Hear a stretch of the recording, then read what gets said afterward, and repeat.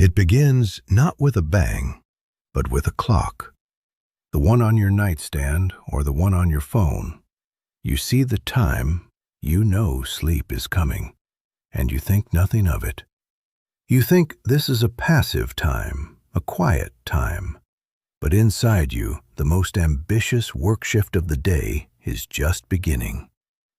There is an organ in your body that does not rest. When your eyes close and the world goes dark, this organ shifts into high gear. It is the only thing standing between you and a slow, silent breakdown that has already started for 1 in 3 adults.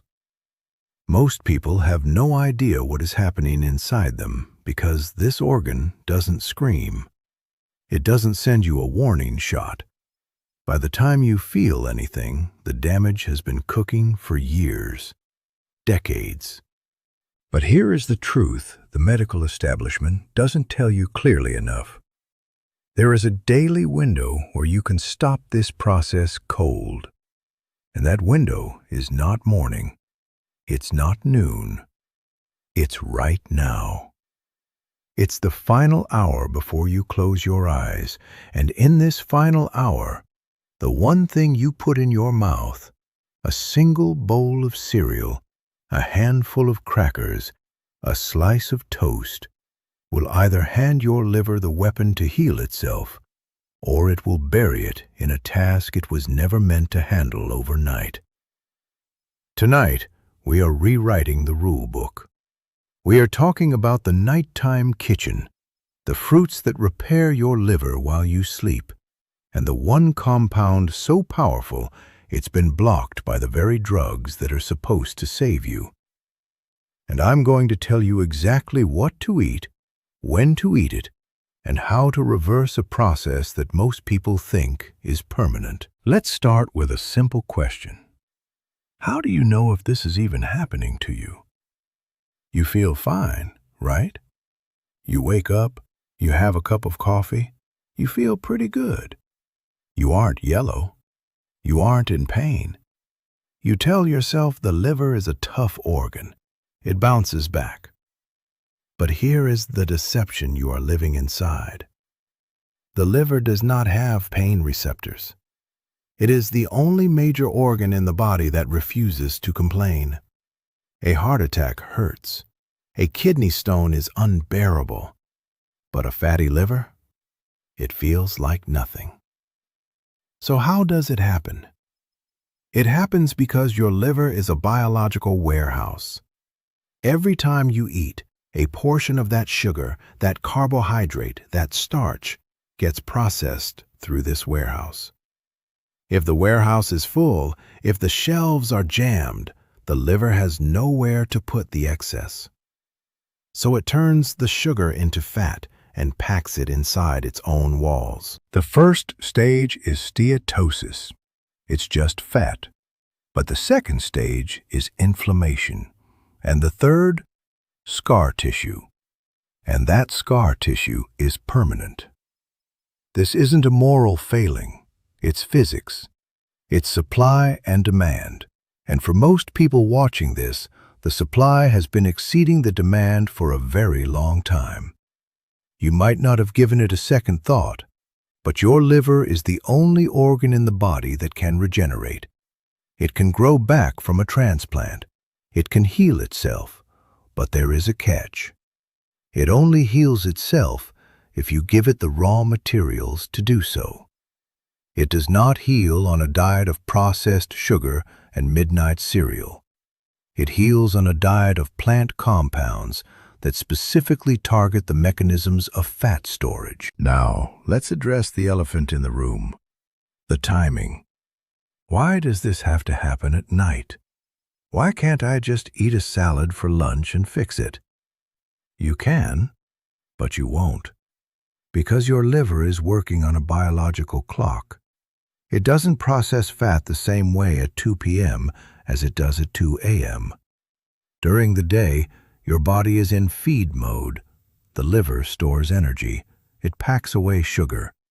It is holding on to resources because it doesn't know when the next meal is coming. But at night, During the first few hours of sleep, your body flips a switch. It enters fasting mode. The liver switches from storage to release. It begins burning the fat it has accumulated. It begins repairing cells.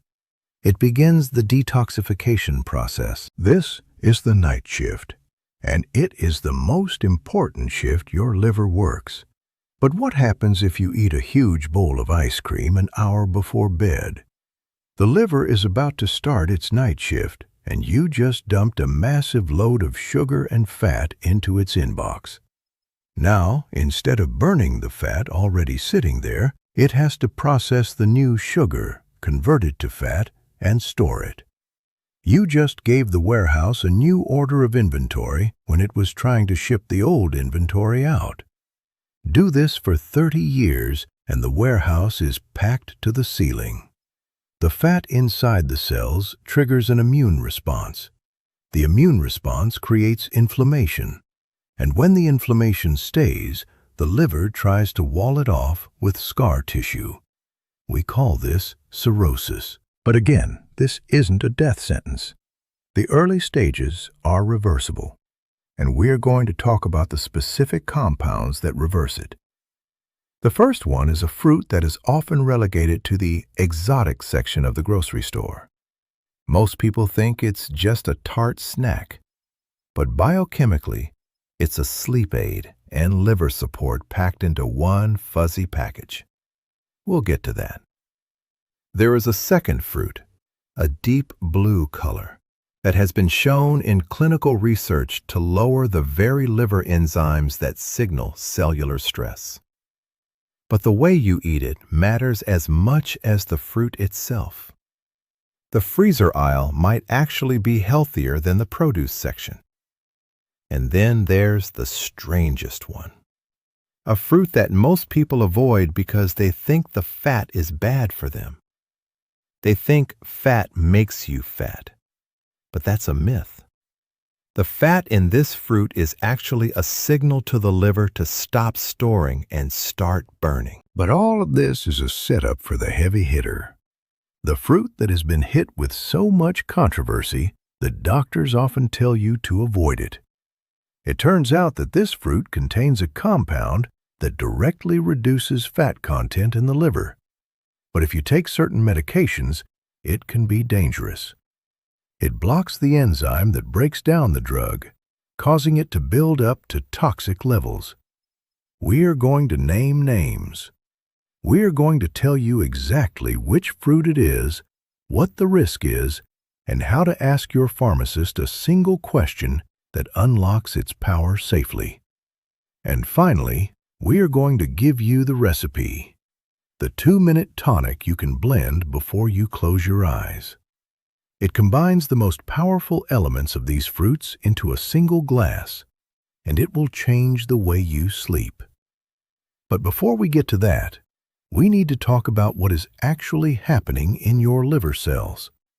This is the science that nobody explains. Inside each of your liver cells, there are tiny structures called mitochondria. These are the engines. They take the energy from your food and turn it into fuel the body can use. When you have a fatty liver, those engines are clogged. The fat gets into the mitochondria and burns poorly. It creates something called oxidative stress, a kind of cellular rust.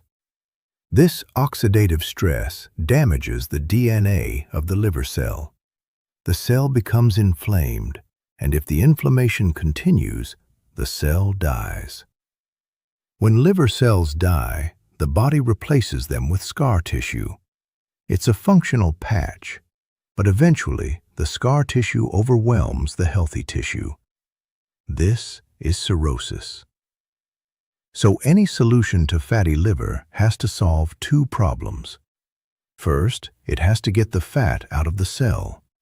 Second, it has to neutralize the oxidative stress. The fruits I am about to share with you do both. We know that soluble fiber binds to fat in the gut and prevents it from being absorbed. But the best fruits for liver health aren't just about fiber. They are about polyphenols, plant molecules that act as antioxidants and signaling compounds. Let's start with the one you probably weren't expecting, the apple. You've heard the saying, "An apple a day keeps the doctor away." But there is a hidden truth in that old adage. The apple doesn't work its magic on the liver directly. It works through the gut. There is a vein called the portal vein, and it runs directly from your digestive tract to your liver. Everything that happens in your gut signals your liver.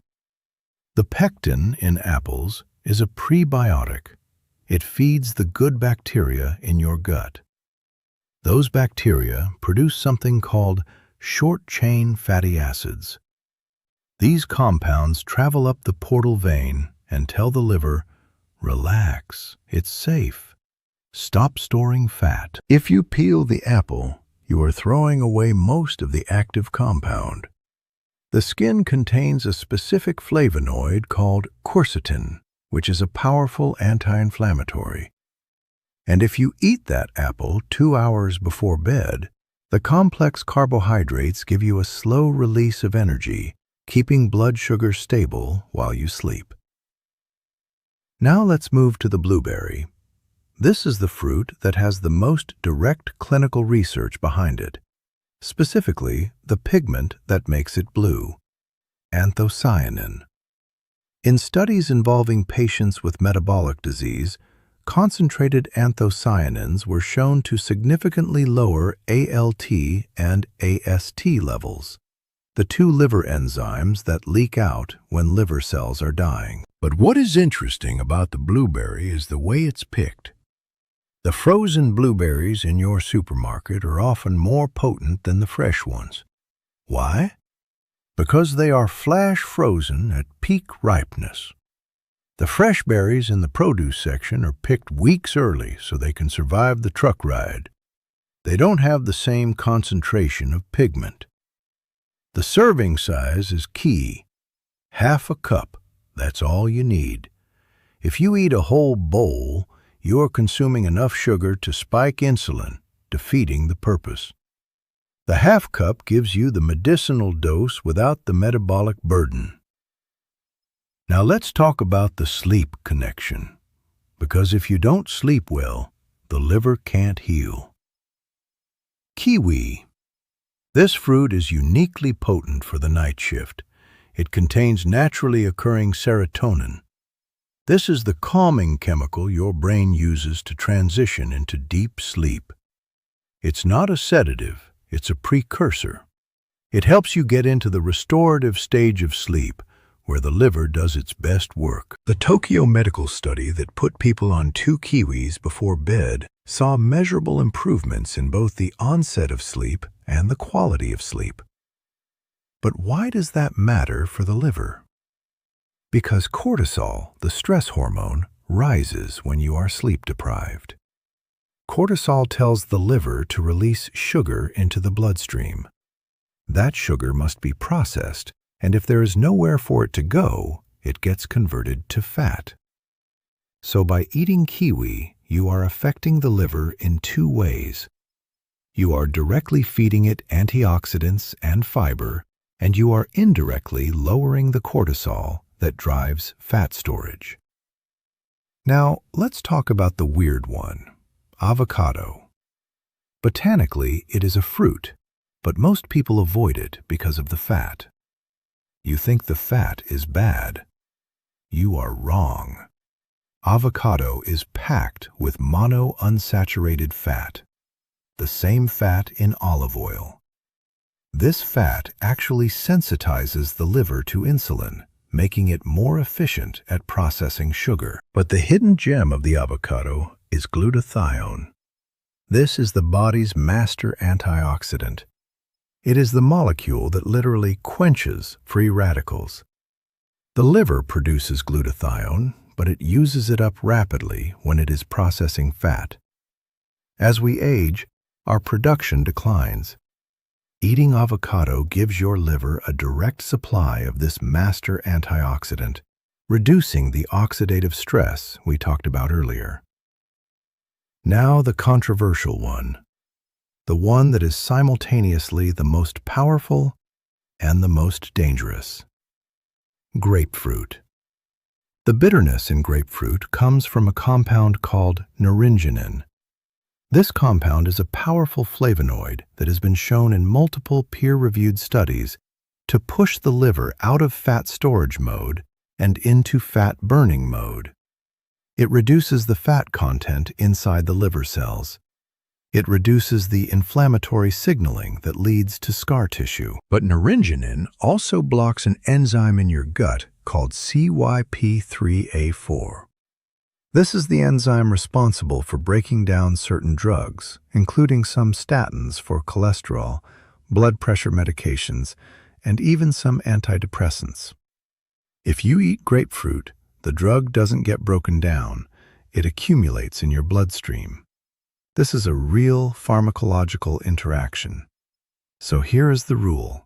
If you take a prescription, do not add grapefruit to your diet without a conversation with your pharmacist. The pharmacist will know instantly if it is safe. For a significant portion of the population, it is absolutely fine. But for the rest, it is a genuine risk. Let's bring this all together. Imagine a woman in her 60s. She retired recently. She is active. She feels fine. But she's tired. She has a little extra weight around the middle. Her doctor sees elevated enzymes. He does an ultrasound and says, "You have a fatty liver." She is surprised. She doesn't drink. She thought this was an alcohol problem. But the liver doesn't care about the moral source of the fat. It cares about the biochemical burden. The doctor gives her a pamphlet and sends her home. She doesn't change everything. She just changes the last hour of her day. She replaces her nightly bowl of cereal with a small bowl of blueberries and a kiwi. A couple of times a week, she eats half an avocado on a cracker. She starts walking for 10 minutes after dinner. Within 3 months, the enzymes are normal. The fatigue is gone. The liver didn't need surgery. It didn't need a miracle. It needed to do its job. It needed her to get out of the way. Now let's get to the recipe, the one that brings the best of this list into a single, powerful nightcap. Take 1 whole kiwi. If you are brave, keep the skin on. The skin contains the highest concentration of antioxidants. Wash it thoroughly, and the fuzz disappears with a gentle rub. Add a 1/4 cup of blueberries. Add 1/4 of an avocado.